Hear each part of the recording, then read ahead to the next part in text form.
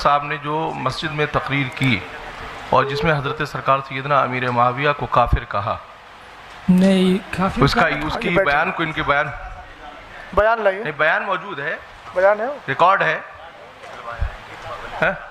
ہاں لائیے، ریکارڈنگ کو اس کو سنیں۔ کہیں نہ کہیں سے بے اعتدالی آ رہی ہے جس کی وجہ سے آپس میں انتشاق پیدا ہو رہا ہے۔ یہ بے اعتدالی کہاں لے جائے گی؟ بولو بولو۔ سید صاحب قبلہ سے میں گزارش کروں گا، وہ ثابت نہیں ہو پا رہا ہے، ثابت ہوگا تو ہم جو ہے یہیں پہ رجوع کروائیں گے ان سے۔ نہیں ثابت ہو رہا ہے، اتنا بڑا الزام آپ نے جو ان پہ نافذ عائد کیا ہے، آپ کو رجوع کرنا چاہیے سب کے سامنے۔ سید صاحب قبلہ نے، سرپرست صاحب نے۔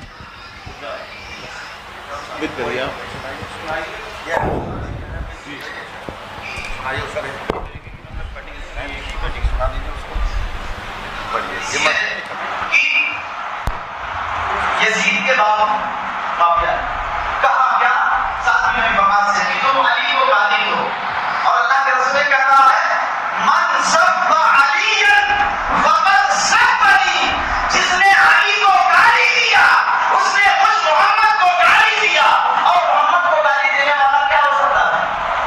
زور سے بولو، زور سے۔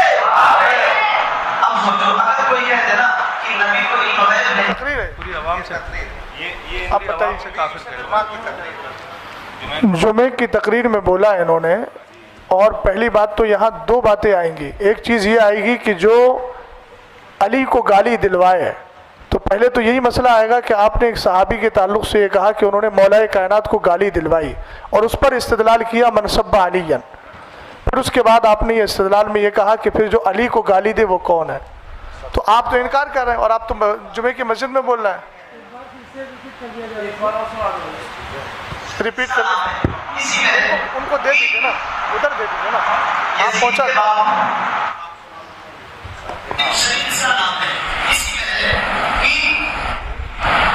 یزید کے بعد معاویہ کہا کیا؟ ساتھ میں بقا سے کہ تم علی کو گالی دو، اور اللہ کے رسول نے کہا ہے من سب علیًا فقد سبنی، جس نے علی کو گالی دیا اس نے مجھ محمد کو گالی دیا، اور محمد کو گالی دینے والا کیا ہو سکتا ہے؟ زور سے بولو، زور سے۔ ہو گیا نا، ہو گیا نا، ہو گیا نا۔ اب صرف ان کا مسئلہ نہیں آئے گا، جتنی عوام سے کافر کہلوایا ان سے بھی رجوع کروانا پڑے گا، ورنہ وہ پھر اس حال میں جائیں گے۔ اتنا مائک ہو پر گئی نا سن بات؟ لیا گیا یہ ہے، صاحب نے صحیح کہا۔ خود بھی کہہ رہے ہیں، کہلوا رہے ہیں، عوام سے کہلوا رہے ہیں۔ اب رجوع کا مسئلہ ان کے لیے بھی آئے گا، ان کے نکاح جائیں گے سب۔ اب عوام بھی توبہ کرے۔ اب تو بڑا مسئلہ آئے گا، نکاح کا مسئلہ بھی آئے گا، جن سے کروایا ہے کافر ان سے بھی نکاح کا مسئلہ آئے گا۔ اس کا مطلب یہ ہے گند بہت زیادہ پھیلی ہوئی ہے۔ شریف بھائی بس رہنے دیجیے۔ حضرت خاموش ہو جائیے، کھڑے ہو جائیے، کلمہ پڑھیے، رجوع کریے، توبہ کریے۔ آپ کو پہلے مت دے دیجیے مائک، حضرت ایک منٹ رک جائیے، مائک شریف بھائی، حضرت رک جائیے، پہلے مائک مجھے ایک بات عرض کرنے دیجیے۔ جی مائک جی بولیے۔ عالیہ قادریہ برقادیہ کے اعلامیہ کے مطابق آپ کو اچھے سے معلوم ہے کہ امیر معاویہ ابن ابی سفیان کے بارے میں ہمارے بزرگوں کا موقف کیا ہے۔ وہ مسلمان ہیں، وہ صحابی ہیں، حضرت ام حبیبہ سلام اللہ علیہا کے بھائی ہیں۔ یہ آپ کو موقف معلوم ہے، یہ واضح طور پہ آپ کو جو ہے تعلیم کیا گیا ہے۔ اور آپ نے اگر یہ جو بیان ابھی کیا ہے آپ نے، اس سے صاف ظاہر یہ ہو رہا ہے کہ آپ بزرگوں کے موقف کے خلاف آپ نے کام کیا، آپ نے بات کری۔ لہٰذا میں آپ سے یہ گزارش نہیں بلکہ آپ کو یہ حکم دیتا ہوں کہ آپ فوراً تجدید ایمان کریں، کلمہ پڑھیے، اور اس کے بعد جو ہے نا انشاءاللہ پھر بعد میں تجدید نکاح وغیرہ جو بھی ہیں وہ ہم مراسم جو ہیں وہ ادا کریں گے۔ ان کو مائک دو ان کو، اور تمام اہل سنت جو ہیں وہ اس بات پہ گواہ رہیں کہ الحمدللہ رب العالمین ایک مسلمان وہ اپنے جو ہے کیے پر پچھتاتا ہے، دل سے پچھتاتا ہے، اور پھر اللہ کی طرف رجوع لے کے آتا ہے۔ کلمہ پڑھیے۔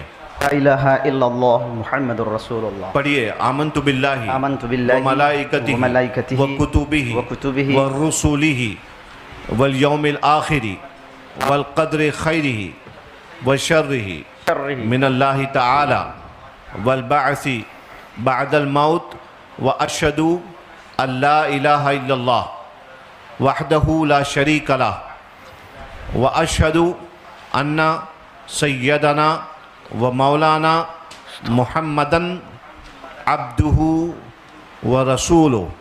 یا اللہ میں نے تیرے حبیب علیہ السلام کو حاضر ناظر جان کر تیری بارگاہ میں یہ توبہ کی کہ میں نے صحابی امیر معاویہ کے شان میں ایسے نازیبہ الفاظ کہے جو میرے بزرگوں کے موقف کے خلاف ہیں. وآخر دعوانا ان الحمدللہ رب العالمین. سید صاحب میں اب شرعی حکم کے اعتبار سے آپ جانتے ہیں کہ انہوں نے جمعے کی نماز میں سب سے ہاتھ اٹھوایا تھا، وہ آڈیو بھی موجود ہے. تو آپ جانتے ہیں کسی مسلمان کو، وہ تو صحابی رسول ہیں، کاتب وحی ہیں، حضرت ام حبیبہ رضی اللہ تعالی عنہ کے بھائی ہیں، سب جانتے ہیں. ایک عام مومن کے لیے اگر کوئی آدمی تکفیر کا قول کر لے تو چونکہ مسلمان کو مسلمان ماننا، کافر کو کافر ماننا ضروریات دین سے ہے. سید صاحب میں توجہ چاہوں گا آپ کی. تو چونکہ اتنے دنوں تک جو انہوں نے نماز پڑھائی، نماز پڑھانے کی بنیاد پر چونکہ کلمہ پڑھا نہیں تھا، آپ نے ابھی تجدید ایمان کرایا، تو جتنے لوگوں کو انہوں نے اب تک نماز پڑھائی ہے وہ ساری نمازیں ضائع ہیں. لہٰذا ان کو یہ بھی چاہیے کہ اب آنے والے وقت میں جمعے میں اعلان کریں کہ اس درمیان سے اس درمیان تک جتنی نمازیں پڑھی ہیں آپ لوگ ان نمازوں کا اعادہ کریں. دوسری بات یہ ہے کہ جن لوگوں سے انہوں نے کافر ہونے کا قول کہلوایا ہے ان سب پر بھی تجدید ایمان، تجدید بیعت اور اسی طریقے سے تجدید نکاح یہ بھی ضروری ہے. چونکہ صحابی رسول کو کافر کہا، اور کافر کہنے کے بعد تو آپ جانتے ہیں ضروریات دین میں سے ہے مومن کو مومن ماننا، کافر کو کافر ماننا، اور ضروریات دین کا انکار کفر التزامی ہوتا ہے، اس میں کوئی راستہ رہتا ہی نہیں ہے. اس لیے یہ بھی تاکید فرما دیں، اور سن رہے ہیں، اب تاکید کا مسئلہ ہی نہیں ہے، اب سمجھ ہی رہے ہیں کہ جتنے حضرات نے ان کے پیچھے اب تک نماز پڑھی تھی اس وقت سے لے کر اب تک، جب سے یہ نظریہ قائم ہوا اس وقت سے لے کے اب تک وہ ساری نمازوں کا اعادہ ضروری ہو گیا، اور ساتھ ہی ان سب پر بھی کلمہ پڑھ کے مسلمان ہونا ضروری ہے. بات ختم کر لیا، کچھ اور باتیں ابھی تو خیر یہ لوگ بھی جو سامنے بیٹھے ہوئے ہیں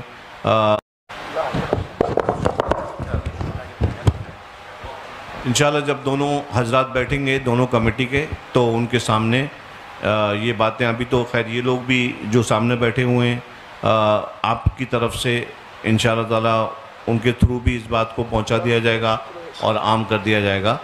اور مولانا افضل نے تو رجوع کر ہی لیا ہے ذاتی طور پر، اور انشاءاللہ یہ اپنے جو ان کے مقتدی ہیں ان کو بھی وہ رجوع کروا لیں گے انشاءاللہ، اور نمازوں کا بھی اعادہ جو ہے وہ کروا لیں گے. یہ حکم شرع ہے اور حکم شرع پہ عمل کرنے سے کوئی عار نہیں ہے.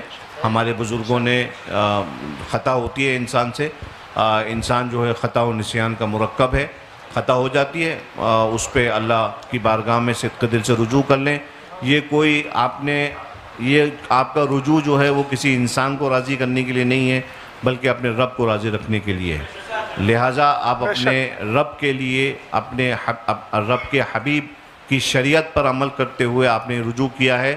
اللہ تبارک و تعالیٰ آپ کی توبہ کو قبول فرمائے اور آپ کو اس پر استقامت بخشے اور مزید آگے قوم کے لیے ہدایت کا آپ کو ذریعہ بنائے، نہ کہ کوئی فتنہ پیدا کرنے کا.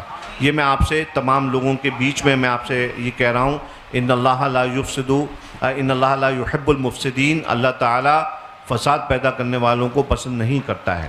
آپ کے پاس خانقاہ برکاتیہ کے تمام مواقف آپ کے پاس موجود ہیں، آپ اچھی طرح جانتے ہیں. آپ ایک بات یاد رکھیے کہ آپ کسی بھی معاملے میں اگر اپنی خانقاہ کے موقف کے خلاف جاتے ہیں تو یہ اہل سنت کے جو مواقف ہیں ہمارے، یہ بات جو ہے پھر اس سے آپ کی خانقاہ پہ ججمنٹ کرنے کے لیے کوئی بھی ایرا غیرہ نتو خیرہ بدھن بیٹھ جائے گا، ٹھیک ہے؟ تو آپ یاد رکھیے کہ آپ کی ذات جو ہے نا وہ صرف آپ کی ذات نہیں ہے، بلکہ آپ جس کو جو نمائندگی کر رہے ہیں جن عقائد کی، وہ آپ کی خانقاہ کی طرف سے جو ہیں ان کی نشر و اشاعت کی گئی تھی۔ لہٰذا آپ جو ہیں اپنے مسلموں کا خیال رکھیں، ان کو فتنوں میں سے نکالیں۔ ملک کے حالات جیسے ہم سب جانتے ہیں، کسی مفتی صاحب کی وجہ سے ہم لوگ نہیں جان رہے ہیں، بلکہ ہم جانتے ہیں کہ ملک کے حالات کتنے خراب ہیں۔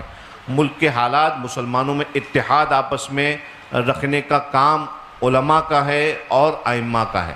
یہ ہماری ذمہ داری ہے عالم دین ہونے کے ناطے کہ ہم عوام کے اندر اتحاد پیدا کریں، آپسی محبت کو جو ہے قائم رکھیں۔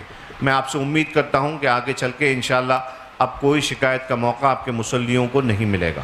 حضرت معاویہ رضی اللہ تعالیٰ عنہ نے حضرت سعد ابن ابی وقاص کو بلایا، اور مسلم کے الفاظ ہیں 6220 نمبر حدیث، امر معاویہ نے حکم دیا، اور پھر پوچھا کہ تمہیں کون سی چیز منع کرتی ہے کہ تم ابو تراب پر سب نہیں کرتے؟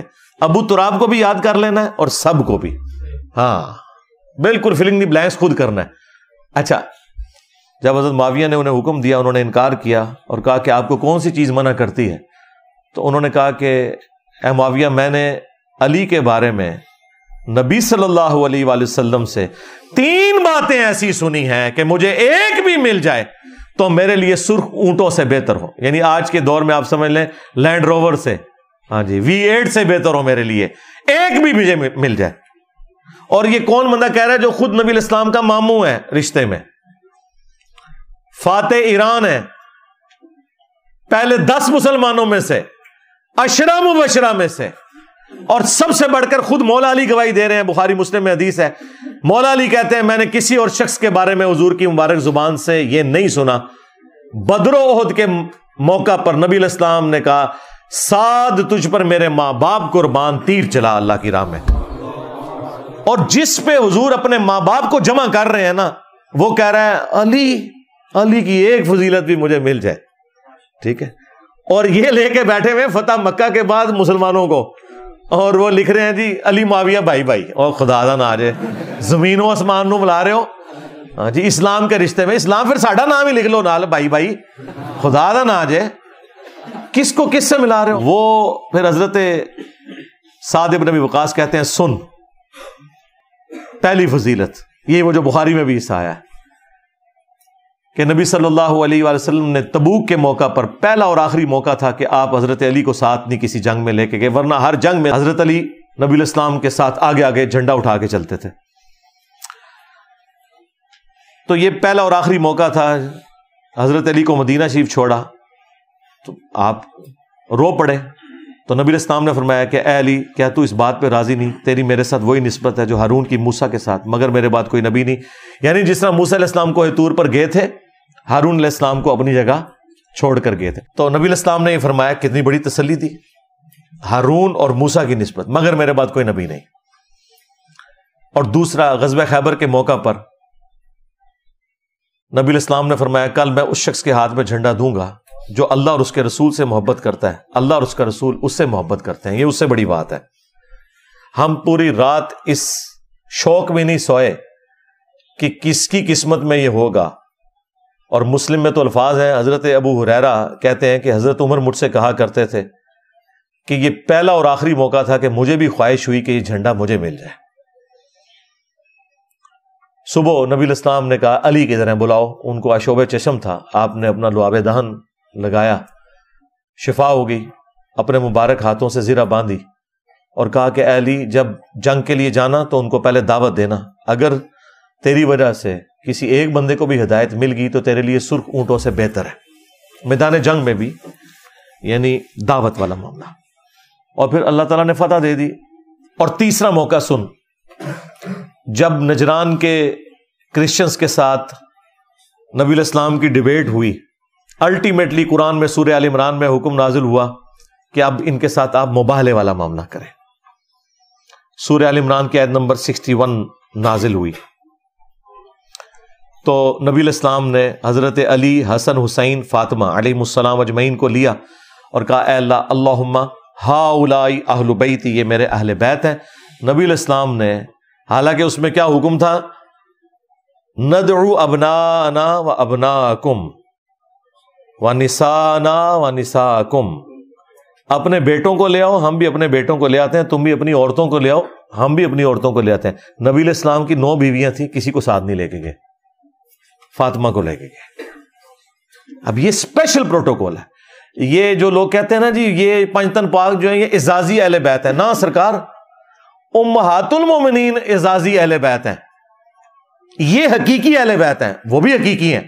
یہ میں حقیقی وہ والی ٹرم نہیں جو رافضی استعمال کرتے ہیں، نہ میں وہ والی. میں آپ کو بتانا چاہ رہا ہوں کہ اس کے پیچھے کیا ہے، کیونکہ غدیر خم کی حدیث میں ہے کہ زید ابن ارقم کہتے ہیں کہ نبی علیہ السلام کے اہل بیت وہ ہیں جن سے آپ کا دودھ اور خون کا رشتہ ہے. اور پھر وہ ساتھ کہتے ہیں کہ بیوی صرف اتنی دیر اہل بیت ہوتی ہے جتنی دیر خاوند کے عقد میں رہے، جب اسے وہ طلاق دے دے تو بیوی اپنے باپ کے پاس لوٹ جاتی ہے. اور یہ بات انہوں نے اس وقت کی جب لوگوں نے پوچھا کہ آپ یہ غدیر خم کی ہمیں حدیث سنا رہے ہیں قرآن اور اہل بیت، تو یہاں اہل بیت کون ہے؟ تو انہوں نے کہا اس سے مراد ہے آل علی، آل عقیل، آل جعفر، آل عباس. تو یہ یاد رکھیے گا، حضرت علی، فاطمہ، حسن و حسین سے حضور کا رشتہ ٹوٹ ہی نہیں سکتا تھا کیونکہ وہ خونی رشتہ تھا. بیویوں سے آپ کا رشتہ ٹوٹ بھی سکتا تھا، الحمدللہ نہیں ٹوٹا. ہاں، دنیا اور آخرت میں وہ ہماری مائیں اور نبی الاسلام کی بیوی ہیں. لیکن یہ صحابی نے جو بات کی یہ بتانے کے لیے کہ حقیقی اہل بیت وہ ہوتے ہیں جن سے آپ کا خون کا رشتہ ہوتا ہے، اور بیوی سے جو آپ کا رشتہ ہوتا ہے وہ خون کا نہیں ہوتا، وہ اعزازی رشتہ ہوتا ہے، اس کی وجہ سے وہ بھی اہل بیت ہوتے ہیں. ٹھیک ہے، تو اب یہ میں چیزیں ساتھ اس لیے کلیئر کر رہا ہوں تاکہ آپ کو یہ بات سمجھ آئے کہ آپ نے افراط و تفریط سے بچنا ہے. تو اہل بیت والے معاملے میں نبی علیہ السلام نے حسن و حسین، سیدہ فاطمہ اور حضرت علی کو اپنے ساتھ لے کے آئے اور کہا اے اللہ یہ میرے اہل بیت ہیں. یہ فضیلت سنائی. مسلم شریف میں تو حدیث ختم ہو جاتی ہے. یہی حدیث 100% اسی سند کے ساتھ امام نسائی نے اپنی کتاب سنن نسائی الکبریٰ میں لی ہے. اس کا الگ سے چیپٹر چھپ چکا ہے، خصائص علی. وہ ہمارے جیلم شہر سے ہی شیخ زبیر صاحب کے اسٹوڈنٹ غلام مصطفیٰ ظہیر صاحب امن پوری حافظہ اللہ تعالی، ہم تو احترام سے ان کا نام لیں گے، تو انہوں نے اس پہ تحکیم لگائی ہوئی ہے. اس میں آگے الفاظ ہیں، تحکیم کی تو ضرورت نہیں، اس کی سند بھی مسلم شریف والی ہے. اس میں آگے الفاظ ہیں کہ سعد ابن ابی وقاص کا بیٹا کہتا ہے پھر حضرت معاویہ جتنے دن مدینہ شریف رہے حضرت علی کی تنقیص کا ایک جملہ بھی اپنی زبان سے نہیں نکالا، کیونکہ میرے باپ نے جس طریقے سے ان کو ٹریٹ کیا تھا. اب اس نے امام نووی کا بھی پول کھول دیا. امام نووی نے مسلم شریف کی حدیث کی شرح میں لکھا ہے کہ وہ حضرت معاویہ تو بیسیکلی یہ کہہ رہے تھے کہ یہ لوگ گالیاں دیتے ہیں حضرت علی کو، آپ مجھے حضرت علی کے فضائل سنائیں تاکہ میں لوگوں کو قائل کروں. دیکھو کڈی لمبی جناب دفاع کر دے جے. تو وہ حدیث نے بتا دیا کہ وہ جتنے دن پھر ادھر رہے انہوں نے حضرت علی کے بارے میں کوئی غلط جملہ نہیں بولا. یہ حدیث سنن ابن ماجہ میں بھی اس کا ایک طریق موجود ہے. اس میں چوتھی فضیلت بھی ہے، من کنت مولاہ فہذا علی مولا، جس کا مولا میں اس کا مولا علی. اور ابن ماجہ میں تو الفاظ ہیں ساتھ غصے میں آگے اور کہا تو اس کے بارے میں بات کرتا ہے.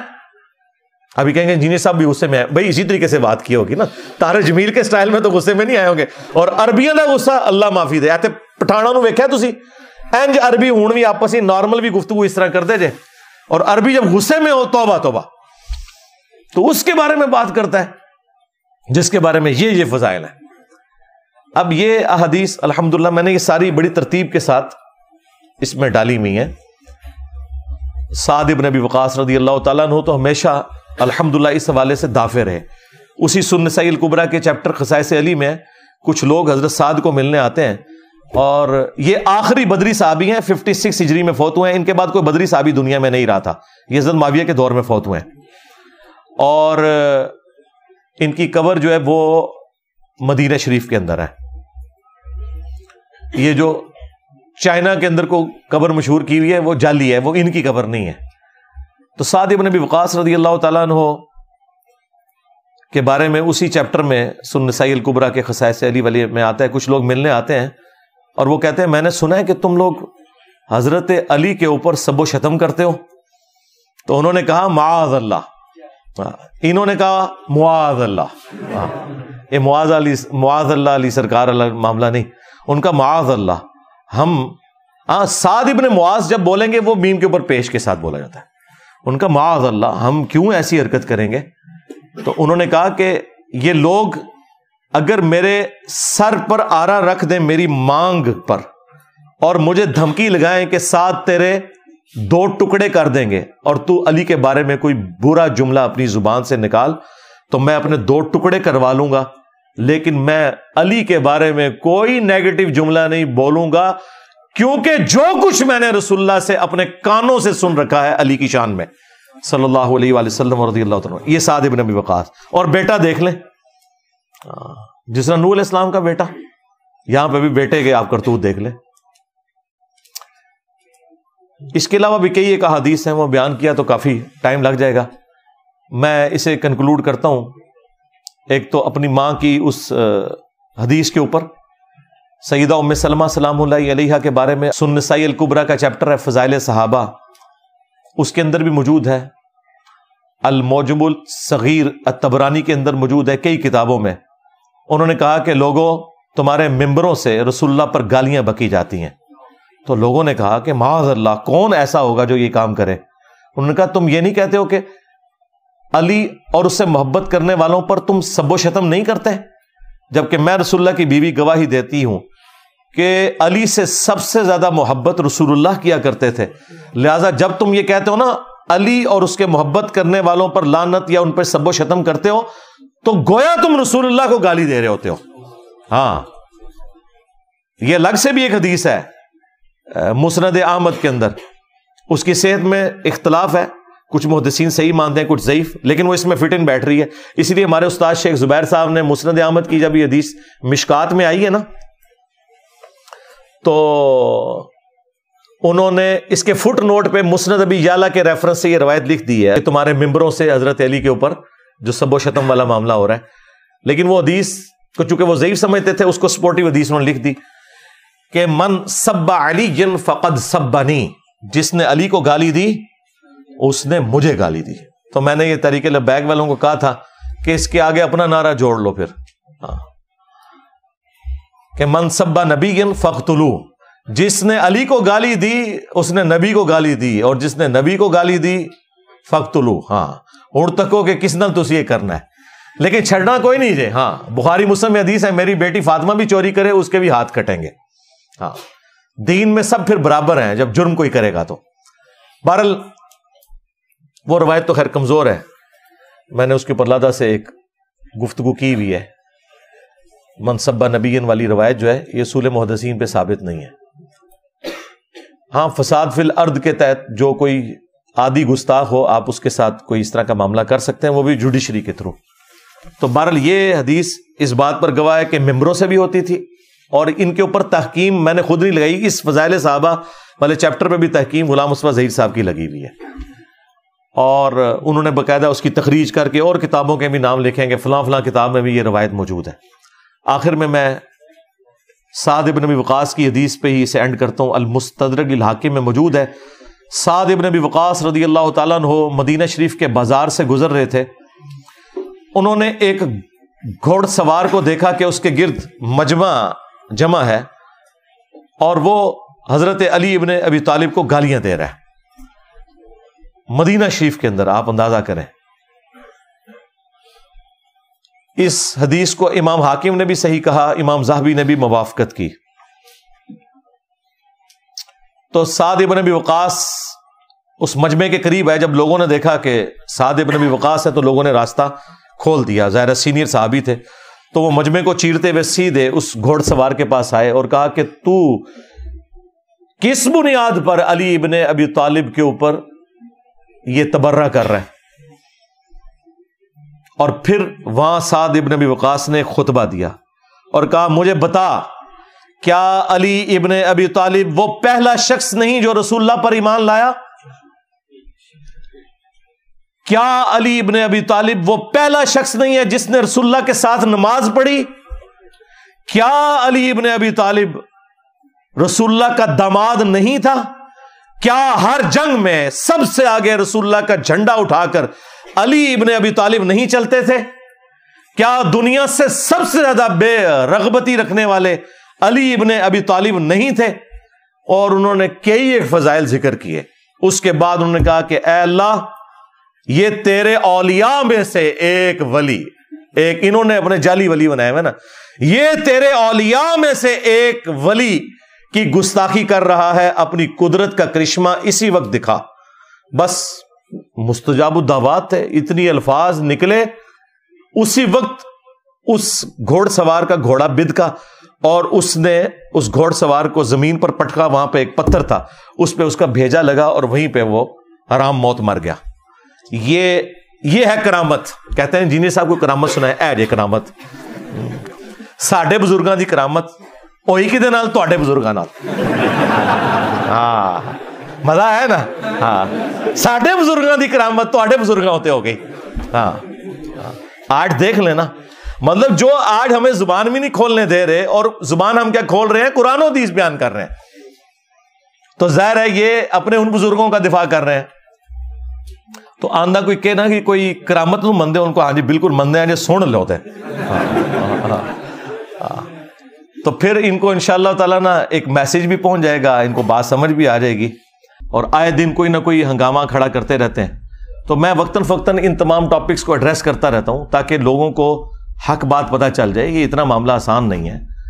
اب یہ پورا ایک ٹاپک ہے کس طریقے سے یہ سارے کے سارے معاملات خلفائے راشدین کے بعد سیدنا علی کے دور میں جنگ جمل, صفین, نہروان, اور اس سے بھی پہلے حضرت عثمان کیوں شہید ہوئے. آپ کو تو کہانی کروائی نا انہوں نے کہ جی وہ عبداللہ ابن سبا نے یہ سارا معاملہ خراب کیا تھا. بالکل جھوٹ بولا. ایک شخصیت جو حضرت علی کے دور میں سامنے آیا, جسے حضرت علی نے خود قتل کروایا, اس کو پکڑ کے انہوں نے شہادت عثمان کے چکر میں ڈال دیا تاکہ بنو امیہ کو چھپا لیں کہ بنو امیہ کے گورنروں کی وجہ سے حضرت عثمان غنی رضی اللہ تعالیٰ عنہ کے خلاف ان کی رعایا ہو گئی تھی, اور الٹیمیٹلی اس کا انجام ان کی شہادت ہوا. اور یہ وہ باتیں ہیں جو بخاری مسلم میں لکھی ہوئی ہیں. میں نے اپنے ریسرچ پیپر میں ساری احادیث وہ جمع کی ہیں, تاریخی روایتیں نہیں, حدیثیں.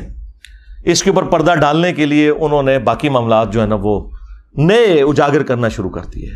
اللہ کے بندو, یہ تو اتنا خطرناک معاملہ تھا کہ یہ معاملہ اس لیول کے اوپر بگڑا ہے کہ صرف بخاری مسلم سے اگر حدیثیں میں آپ کے سامنے رکھوں تو آپ کانوں کو ہاتھ لگائیں گے. صحیح بخاری میں 4108 نمبر حدیث ہے, 4108. تحکیم کے بعد جب ایک معاہدہ فائنل ہونے جا رہا تھا اور نہیں ہو سکا سیدنا علی اور حضرت معاویہ کے درمیان, اس کے بعد جب حضرت معاویہ مدینہ شریف آئے تو انہوں نے وہاں ایک خطبہ دیا. بخاری کے الفاظ ہیں کہ حضرت حفصہ جو تھی, سیدہ حفصہ, حضرت عمر کی بیٹی اور عبداللہ ابن عمر کی بہن اور ام المومنین بھی, انہوں نے اپنے بھائی عبداللہ بن عمر سے کہا کہ جاؤ, حضرت معاویہ آئے ہیں تو وہ خطبہ دے رہے ہیں, تمہاری غیر موجودگی کو کہیں فتنہ نہ شمار کر لیا جائے, تو تم جا کے ان کی تقریر سنو. کیونکہ اس وقت پولیٹیکل اختلافات تو چل رہے تھے. تو عبداللہ بن عمر پھر وہ مجبوراً چلے گئے. اور وہاں پہ حضرت معاویہ نے تقریر کرتے ہوئے کہا کہ تم میں جو اس امر خلافت کے اندر خواہش رکھتا ہے نا, وہ اپنا سینگ اٹھائے, میں اس کے باپ سے بھی زیادہ خلافت کا حقدار ہوں, نعوذ باللہ. اور یہ کنایا کیا انہوں نے حضرت عبداللہ بن عمر کی طرف. وہ اگلی جو اس روایت کا حصہ ہے بخاری کا, وہ آپ کو کلیئر کر دے گا. اب یہ اتنا بڑا جملہ تھا. اب مجھے بتائیں کہ عبداللہ بن عمر کا باپ وہ ہے کہ جن کی وجہ سے رومن امپائر گری ہے اور شام مسلمانوں کے پاس آیا, اور اس شام میں بیٹھا ہوا ایک شخص امیر شام, وہ اسی کے بیٹے کو کہہ رہا ہے کہ میں تجھ سے اور تیرے باپ سے زیادہ خلافت کا حقدار ہوں. یہ بخاری شریف ہے جی, یہ اصول الکافی شریف نہیں ہے, ہاں یہ مولانا شریف نہیں ہے, یہ بخاری شریف ہے. اب عبداللہ بن عمر کو غصہ تو آیا لیکن خاموش ہو گئے. اور وہ خاموش کیوں ہوئے؟ آج بھی لوگ کہتے ہیں نا کہ جی صدیوں سے لوگ کیوں نہیں بول رہے تھے. اس زمانے میں نہیں لوگ بول سکے. وہ ہمارے استاد مولانا اسحاق صاحب والی بات ہے کہ ماما روزانہ حسین نہیں جم دیا. ہاں, حسین ابن علی اور عبداللہ ابن عمر دونوں کی نیچرز میں فرق تھا. تو بعد میں ایک دوسرے صحابی کہتے ہیں عبداللہ بن عمر سے کہ آپ نے اسی وقت معاویہ کو جواب کیوں نہیں دیا جب وہ یہ کہہ رہا تھا کہ میں اس کے باپ سے بھی زیادہ خلافت کا حقدار ہوں. تو عبداللہ بن عمر نے کہا کہ میں نے ارادہ تو کیا کہ میں اپنی گوٹ کھولوں، یعنی وہ احتبا کر کے دونوں گھٹنوں کو یوں لے کے بیٹھے تھے، اور میں اسے اسی بھرے مجمع میں جواب دوں کہ تجھ سے زیادہ خلافت کا حقدار وہ ہے کہ جس نے تم سے اور تمہارے باپ سے جنگ کی تھی جب تم لوگ کافر تھے اور ہم لوگ مسلمان تھے.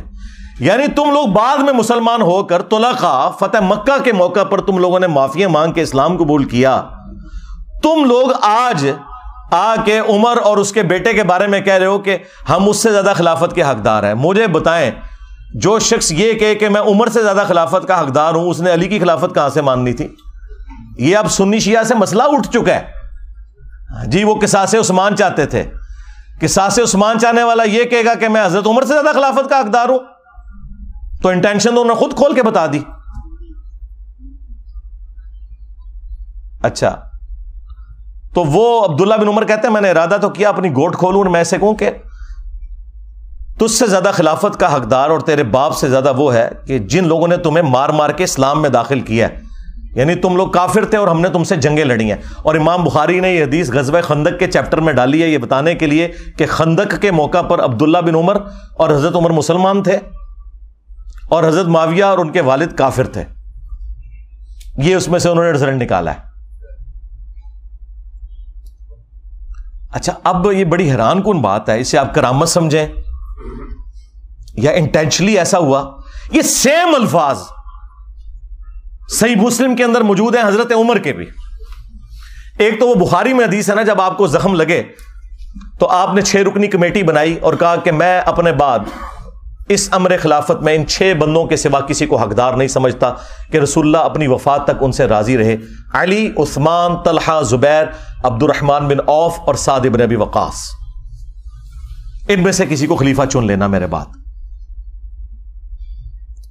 اور مسلم شریف میں الفاظ ہیں کہ آپ نے خواب دیکھا کہ ایک مرغے نے آپ کو ٹھونگ ماری ہے.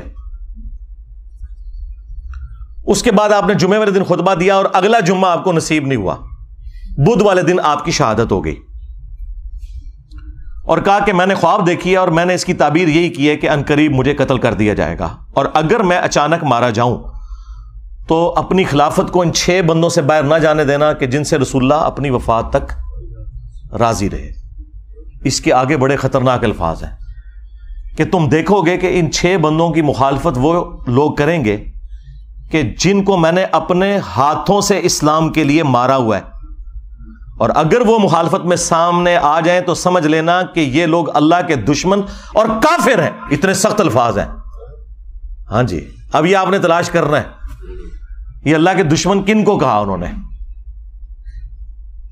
کہ جن سے میں نے اسلام کے لیے خود جنگ کی ہے. لوگ کہتے ہیں یہ رومنز اور پرشینز کا ذکر ہو رہا ہے، اور رومنز اور پرشینز کو صحابہ کرام نے اپنے مشورے میں شامل کرنا تھا کہ حضرت آپ بتائیں کہ ہم نے کس کو خلیفہ چننا ہے.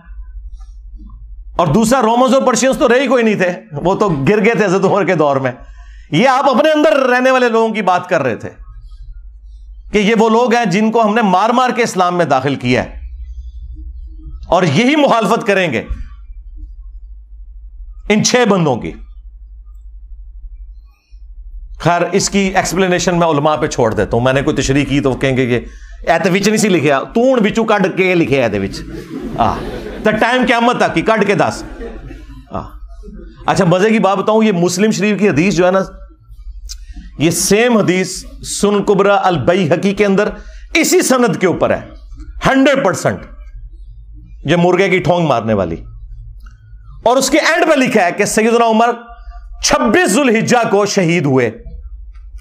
مسلم شریف کی سند کے اوپر مسلم والی حدیث جو سنن کبریٰ البیہقی میں تھی، اس میں اینڈ پہ الفاظ یہ ہیں، باقی ساری حدیث سیم ہے کہ 26 ذوالحجہ کو شہادت ہوئی بدھ والے دن حضرت عمر فاروق رضی اللہ تعالیٰ عنہ کی. تو سرکار یکم محرم کہاں سے نکال لیا؟ مسلم شریف میں 26 ذوالحجہ ہے، ظاہر سند وہی ہے. چلیں تاریخ کی بھی کتابیں اٹھائیں تو جتنی صحابہ کرام کے حالات زندگی پہ کتابیں ہیں نا، وہ 3 بڑی بڑی کتابیں ہیں. الاستیاب امام ابن عبد البر کی کتاب، اس کے بعد اسد الغابہ ابن اثیر کی کتاب، اور اس کی شرح الاسابہ 8000 صحابہ کے حالات زندگی ابن حجر اسقلانی کی. یہ 3 مین کتابیں ہیں, تینوں میں 26 ذوالحجہ لکھا ہے. باقی اقوال لکھ کے انہوں نے کہا یہ ثابت نہیں ہے. یکم محرم کا تو قول لکھا ہی نہیں ہوا. ایک جگہ ہے کہ جب دفنا چکے تھے تو محرم کا چاند نکلا, وہاں پہ بھی یکم محرم شہادت نہیں ہے. حضرت عثمان کی بھی بیعت پہلے ہو چکی تھی. اتنا بڑا جھوٹ بولا. ادھر غدیر خم کی ڈیٹ انہوں نے 18 ذوالحجہ کو حضرت عثمان کی شہادت کے ساتھ جوڑ دیا, حالانکہ حضرت عثمان غنی رضی اللہ تعالیٰ عنہ کی شہادت 18 ذوالحجہ کو ہوئی نہیں ہے. ان ساری کتابوں میں آپ نکال کے دیکھیں تو آپ کو 18 ذوالحجہ کی ڈیٹ نہیں ملے گی, 12 ذوالحجہ کی ملے گی. ہر معاملے میں جہاں جہاں مولوی گھس سکتا تھا نا, اس نے گھسنے کی کوشش کی ہے. اور میں نے الحمدللہ مسلم شریف سے مولانا شریف کو باہر نکالا ہے. جیسے وہ جب تک آپ کتے کو باہر نہیں نا نکالتے کنویں سے, تو ڈول نکالنے سے وہ پاک نہیں ہوتا. تو یہ مسلم شریف میں الفاظ تھے کہ حضرت عمر نے کہا یہ 6 بندے ایسے ہیں کہ ان کی مخالفت وہ لوگ کریں گے جن کو میں نے اسلام کی خاطر مارا ہوا ہے. سیم الفاظ وہی حضرت عبداللہ بن عمر نے ریپیٹ کیے.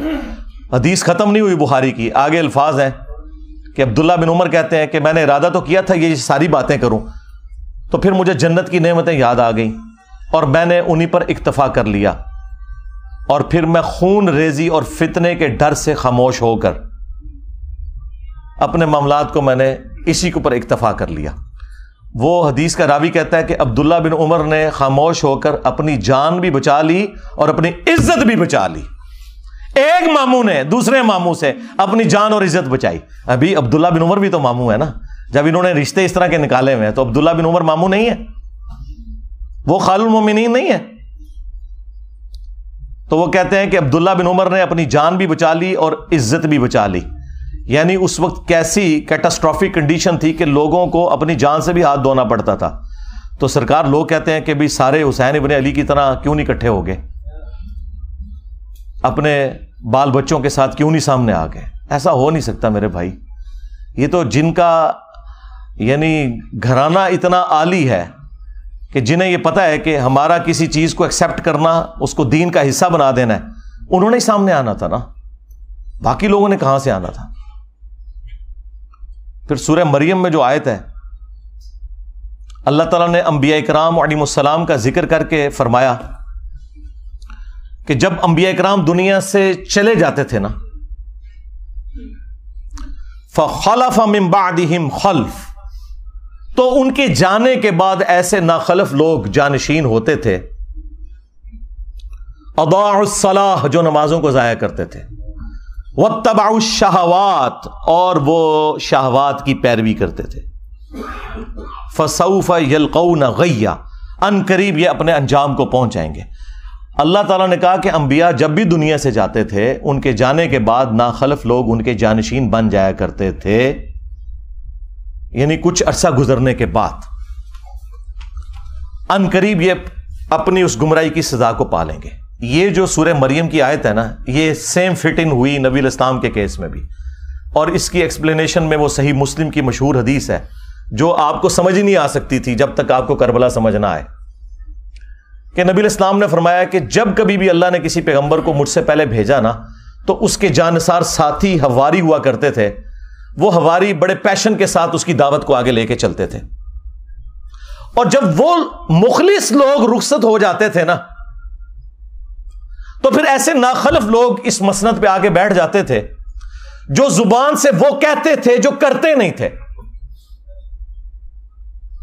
اور جس کے کرنے کا حکم دیا گیا ہوتا تھا اس کی مخالفت کرتے تھے, الٹ چلتے تھے. ایسے لوگوں کے خلاف جو اپنے ہاتھ سے جہاد کرے وہ مؤمن ہے. کون؟ حسین ابن علی. جو اپنی زبان سے جہاد کرے وہ بھی مؤمن ہے, اور جو اپنے دل میں جہاد کرے, یعنی اگر کمزور ہے دل میں ہی برا مانے, سامنے نہ آئے, عبداللہ بن عمر, عبداللہ ابن عباس, عبداللہ ابن زبیر, اس جیسے لوگ, وہ بھی مومن ہے. لیکن ظاہر ہے کہ یہ اس لیول کے نہیں. اور فرمایا اس کے بعد رائی کے دانے کے برابر بھی ایمان نہیں ہے اگر کوئی دل میں بھی برا نہیں سمجھتا. یہ جو حدیث ہے کہ تمام انبیاء کے ساتھ ایسا ہوا ہے, تو دیکھ لیں سیدنا حسین ابن علی ہی سامنے آ کے کھڑے ہوئے.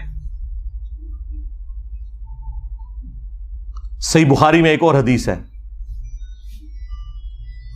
4827.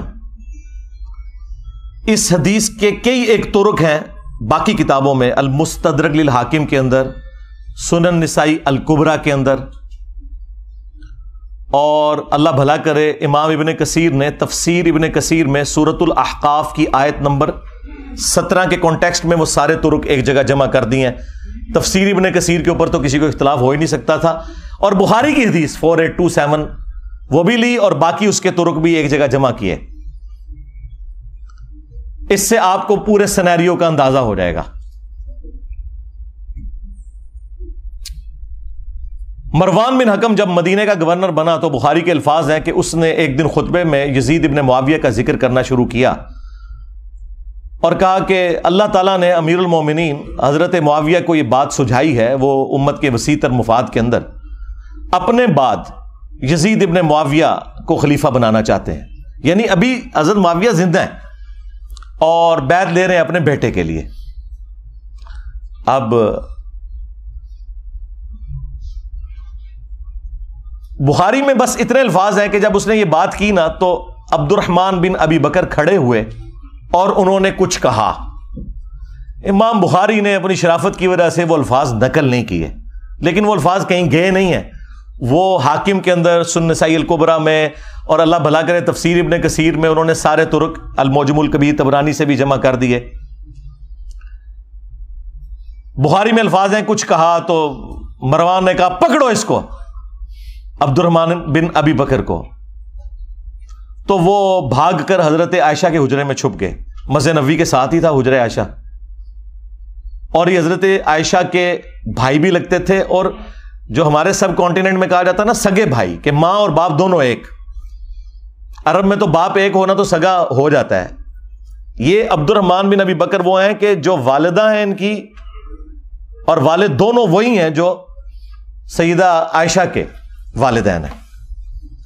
اب اس کو غصہ تو تھا لیکن اندر تو نہیں جا سکتا تھا، تو باہر سے اس نے کہا کہ ابو بکر کے بیٹے تیرے بارے میں ہی قرآن میں آیت نازل ہوئی ہے نا. وہ ایک کافر والی آیت لگا دی پکڑ کے. توبہ توبہ. یہ ہیں آل امیہ کی چاکری کرنے والے لوگ، کہ تیرے بارے میں آیت نازل ہوئی تھی نا، کہ یہ کہتا ہے کہ اپنے ماں باپ کو کہتا ہے کہ تم لوگ جو مجھے یہ کہتے ہو کہ مرنے کے بعد دوبارہ زندہ کیا جاؤں گا، تو یہ اگلے لوگوں کی کہانی ہے. یہ قرآن کو جو اگلے لوگوں کی کہانیاں کہتا تھا نا ابو بکر کے بیٹے، تو ہے وہ. اب حضرت عائشہ کو بڑا غصہ آیا، انہوں نے اندر سے جواب دیا اس کو خاموش ہو جا، آل ابی بکر کے بارے میں کوئی اور آیات نازل نہیں ہوئی جو میری برات میں نازل ہوئی تھی، سورہ نور کی.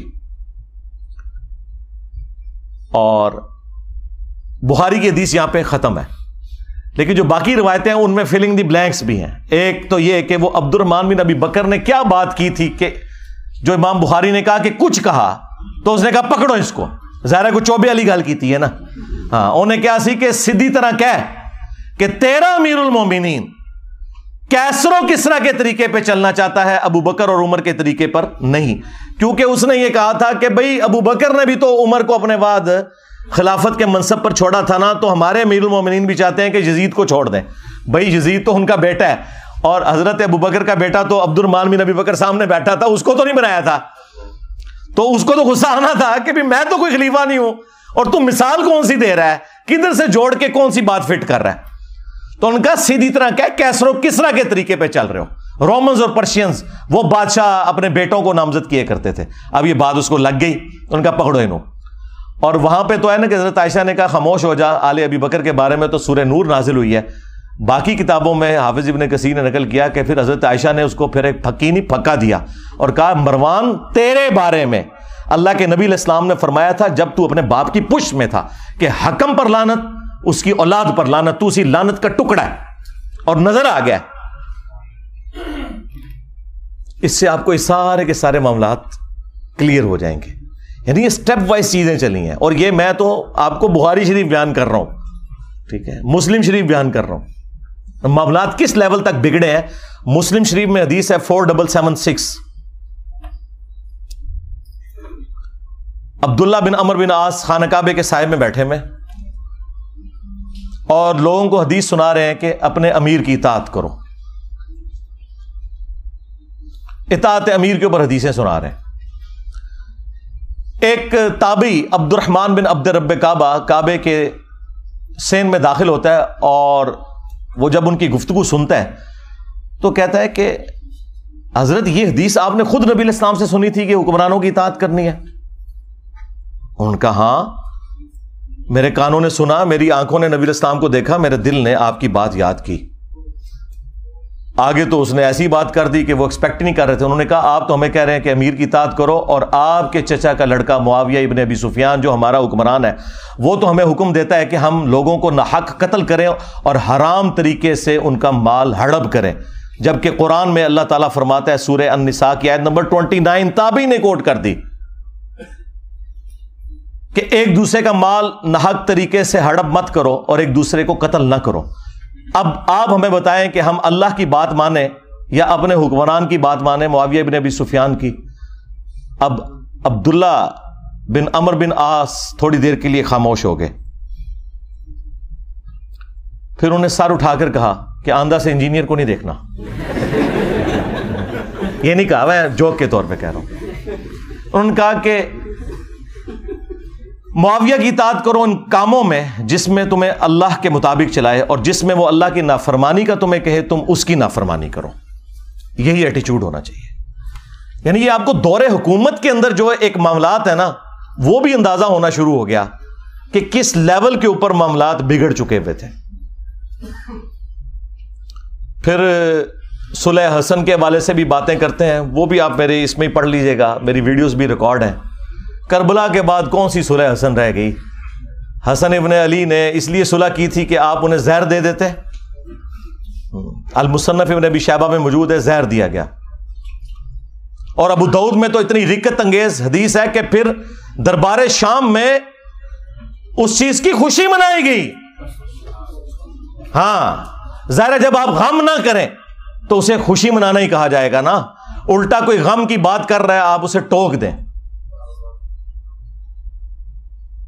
مقدام بن مادی کر بیٹھے ہوئے ہیں، یہ حدیث مسند احمد میں بھی ہے اور سنن ابی داؤد میں بھی. شیخ زبیلی زئی اور شیخ ناصر الدین البانی دونوں نے اس حدیث کو ٹھیک کہا ہے. مقدام بن مادی کر بیٹھے ہوئے ہیں امیر شام کے دربار میں، اور اتنے میں خبر پہنچتی ہے کہ حسن ابن علی شہید ہو گئے. تو مقدام بن مادی کر پڑھتے ہیں انا للہ و انا الیہ راجعون. ظاہر ہے عام مسلمان کی موت پہ بھی آپ نے یہی پڑھنا ہے. تو اب امام داؤد نے کہا کہ قال رجل، ایک مرد نے کہا. وہ کس مرد نے کہا؟ وہ مسند احمد میں ہے. قال معاویہ، معاویہ نے کہا تم حسن کے مرنے کو مصیبت سمجھتے ہو؟ اللہ اکبر. جب شاہ صاحب یہ بات کر رہے ہو تو شاہ کے وفادار تو ایک ہاتھ آگے جائیں گے. وہاں ایک چمچا بیٹھا تھا امیر شام کا، اس نے کہا حسن تو ایک آگ کا انگارہ تھا جسے اللہ نے بجھا دیا. نعوذ باللہ. اس جملے کا مطلب آپ سمجھتے ہیں کیا ہے؟ یعنی حسن کے ساتھ ظاہر ہے یہ ایک پیس ٹریٹی اور صلح حسن ہوئی ہوئی تھی، کچھ شرائط تھیں، تو آگ کا انگارہ اس لیے تھا کہ کسی بھی وقت ان شرائط کے ٹوٹنے کے اوپر حسن قیام کر سکتے ہیں، جو ان سے ہم نے وعدہ خلافیاں بھی کی ہیں اتنی زیادہ، سوائے ایک خمس ملتا تھا، باقی تو کوئی بھی شرط پہ عمل نہیں ہوا.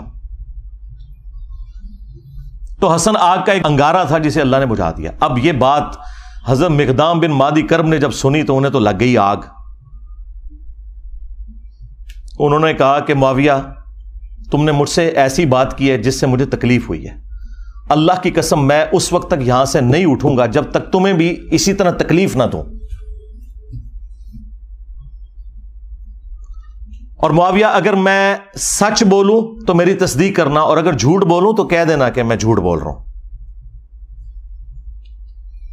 پھر انہوں نے کہا کہ اے معاویہ کیا اللہ کے نبی علیہ السلام نے یہ نہیں فرمایا تھا کہ چیتوں اور درندوں کی کھالیں ان کو پہننے، ان کو اوڑھنے سے کیا اللہ کے نبی علیہ السلام نے منع نہیں فرمایا تھا؟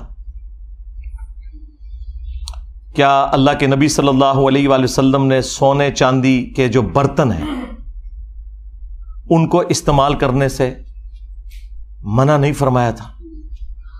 اب وہ جو حرمت والی چیزیں وہ گنواتے چلے گئے اور حضرت معاویہ تصدیق کرتے چلے گئے، اور اینڈ پہ پتا انہوں نے کیا بولا؟ انہوں نے کہا یہ سارے حرام کام تیرے گھر میں ہو رہے ہیں، ٹھیک ہے، یعنی تیرے اپنے گھر کی حالت یہ ہے اور تو حسن ابن علی کے بارے میں بات کر رہا ہے۔ اور پھر انہوں نے ایک جملہ بولا کہ میں حسن کی موت کو مصیبت کیوں نہ جانوں کہ اللہ کے نبی علیہ السلام اپنے زانوں پر ایک طرف حسن ابن علی کو بٹھاتے تھے، دوسری طرف حسین ابن علی کو، اور کہتے تھے حسن مجھ سے ہے، حسین علی سے ہے۔ اب یہ ساری کی ساری عزت افزائی انورٹڈ کاماز میں جب کروائی امیر شام نے، تو انہوں نے کہا مقدام مجھے پتا تھا میں باتوں میں تم سے نہیں جیت سکتا، اور پھر انہوں نے کہا کہ لاؤ مال و دولت مقدام کو بھی دو، ان کے ساتھیوں کو بھی دو۔ تو مقدام کو جو انہوں نے گفٹ دیے وہ وہی انہوں نے غریب لوگوں میں ادھر ہی تقسیم کر دیے۔ بعد میں پھر امیر شام نے پوچھا کہ وہ گفٹس کا کیا بنا، تو انہوں نے کہا کہ مقدام نے تو سب کچھ یہیں پہ تقسیم کر دیا۔ تو انہوں نے پھر ان کی تعریف کی کہ ہاں مقدام تو پھر مقدام ہے نا، یعنی وہی جو حکمرانی کی مجبوریاں ہیں جڑی ہوئی وہ مجبور کرتی ہیں۔ کہاں بنو عباس نے شیعان علی کو استعمال کیا بنو امیہ کو الٹنے کے لیے، اور جب حاکم بنے تو بنو امیہ سے بھی زیادہ مظالم کرنے شروع کر دیے۔ کیوں؟ یہ بس ایک کرسی کا تقاضا تھا، یہ جس کے نیچے جاتی ہے نا اس کے اندر وہ ساری خرابیاں پیدا ہونا شروع ہو جاتی ہیں۔ میں نے ایک ریسرچ پیپر لکھا ہے اور اکثر ویڈیوز میں اس کا تعارف کروایا ہے، واقعہ کربلا کا حقیقی پس منظر 72 صحیح الاسناد احادیث کی روشنی میں۔ یہ 72 کا ٹائٹل شہدائے کربلا کی نسبت سے ہے، ورنہ اس میں 200 سے زیادہ حدیث ہیں، اکثر بخاری مسلم سے ہیں۔ اور اس میں میں نے حضرت عمر فاروق رضی اللہ تعالیٰ عنہ کی شہادت سے لے کر شہادت حسین تک جتنے معاملات ہوئے ہیں نا، وہ بنو امیہ کی لکھوائی ہوئی تاریخ کی روشنی میں نہیں، احادیث کی روشنی میں، اور اکثر بخاری مسلم سے ہیں۔ اور ادر دین بخاری مسلم جو ہیں وہ بڑے بڑے جو محدثین ہیں دور حاضر کے، شیخ البانی رحمہ اللہ، شیخ زبیر لیزئی رحمہ اللہ، شیخ شعیب ارنوت رحمہ اللہ، اور باقی محدثین کی تحکیم لگی ہوئی ہے۔ ایک حدیث بھی کوئی ایسی نہیں ہے جس پہ صحت کا حکم نہ ہو۔ ہاں یہ ضرور ہو سکتا ہے کہ کوئی حدیث چند محدثین کے نزدیک صحیح ہے، باقیوں کے نزدیک ضعیف ہے، اور بعض احادیث ایسی ہیں جو ان کے نزدیک صحیح ہیں اور ان کے نزدیک ضعیف ہے۔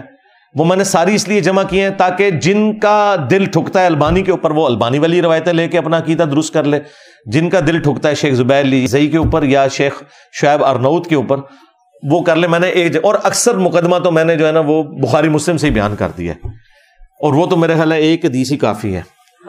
ہاں جی 2812 وَيْحَ عَمَّارٍ تَقْتُلُهُ الْفِئَةُ الْبَاغِيَةُ يَدْعُوهُمْ إِلَى اللَّهِ وَيَدْعُونَهُ إِلَى النَّارِ۔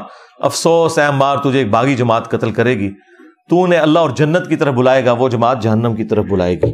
تو بخاری مسلم سے اکثر احادیث ہیں، وہ آپ پڑھیں تو آپ کو اندازہ ہو جائے گا کہ اس ٹوٹی کمند کہاں۔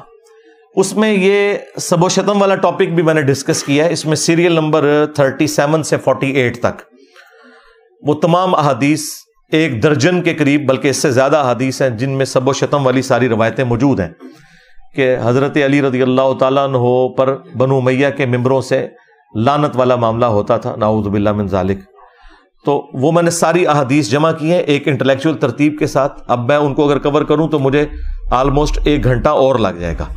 اس ریسرچ پیپر کو آپ مفت ڈاؤن لوڈ کر سکتے ہیں ہماری ویب سائٹ ahlsunnatpak.com سے، عربی میں بھی، اردو میں بھی، ہندی میں بھی، انگلش میں بھی، بنگلہ زبان میں بھی، فارسی میں بھی PDF فری رکھا ہوا ہے، آپ ڈاؤن لوڈ کریں، اور انشاءاللہ لیکچر کے اینڈ پہ بھی آپ کو مل جائے گا۔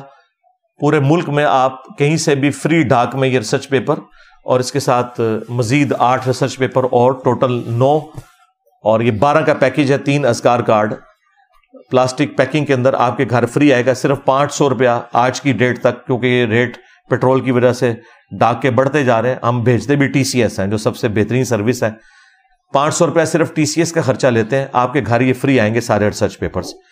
صبح 9 سے لے کے شام 5 بجے تک ہمارا اکیڈمی کا نمبر کھلا ہوتا ہے 032159000162۔